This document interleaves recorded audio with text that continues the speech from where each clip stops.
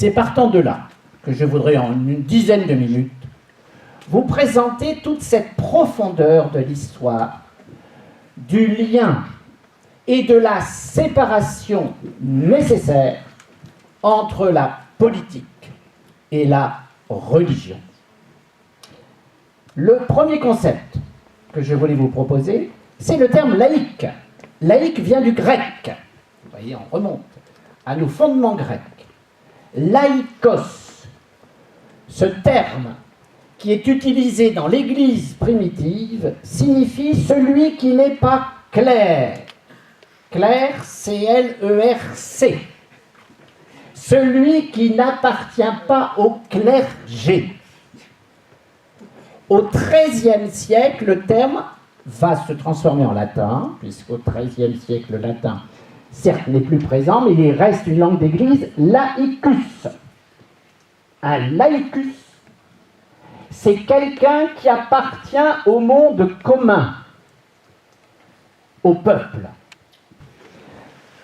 Les deux phénomènes qui vont se développer au XIXe siècle, par rapport à cette liberté, ce rapport entre le politique et le religieux, les deux phénomènes qui vont se développer, c'est d'un côté ce que l'on appelle l'ultramontanisme, puisque la religion catholique est à cette époque-là la religion dominante en France, c'est-à-dire une référence privilégiée au pape pour un certain nombre de catholiques. Et de l'autre côté, pour réagir contre cette tendance, un anticléricalisme qui se met en place et qui regroupe essentiellement des courants issus de la gauche, avec notamment la franc-maçonnerie et la libre pensée qui jouent un rôle important. Anticléricalisme ne veut pas dire anticatholicisme, antiprotestantisme ou anti-religieux. C'est simplement que ces personnes-là considèrent qu'il ne faut pas que la religion prenne le pas sur la politique dans l'ordre politique. Par conséquent, ces deux courants vont se combattre et on arrive en 1879 à la victoire de la République que l'on signalait tout à l'heure, la victoire des républicains qui vont opérer la séparation de ce qui relève de l'Église par rapport à ce qui relève de l'État.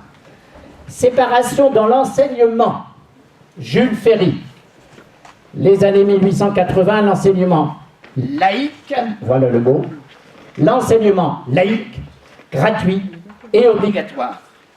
À côté de cela, un enseignement privé catholique qui se met en place.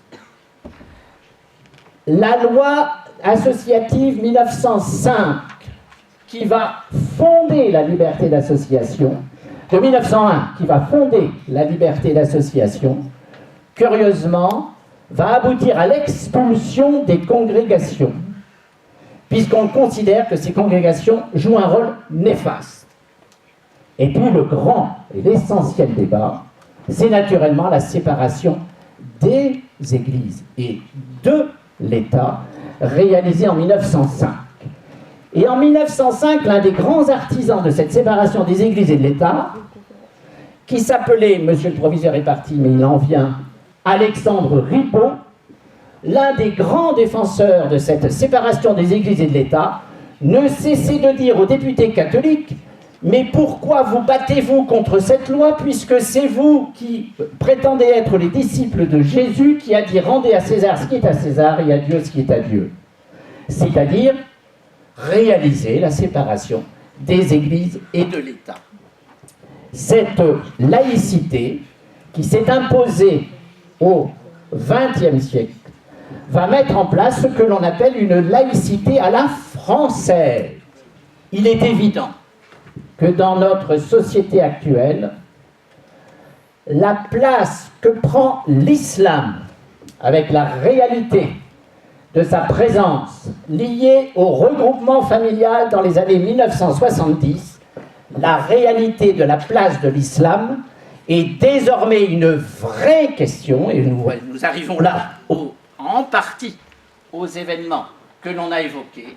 La question de l'islam est une vraie question, parce que dans le monde musulman, il n'y a pas de culture de séparation des églises et de l'État comme on l'a depuis, je viens de vous l'expliquer, des siècles et des siècles conduits.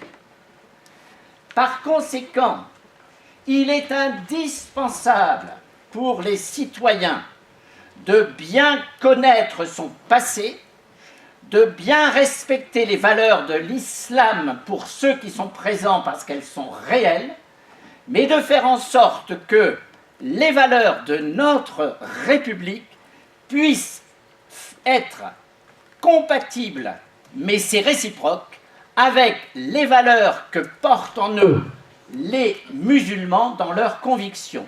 Gommer les différences, c'est la pire des solutions. Parce que ça veut dire qu'on gomme les convictions. Il faut donc être capable, et c'est notre défi, de respecter chaque identité, chaque conscience, tout en reconnaissant dans l'autre un partenaire, et comme nous, un citoyen, avec ses droits, mais aussi au regard de la République, ses devoirs. Je vous remercie.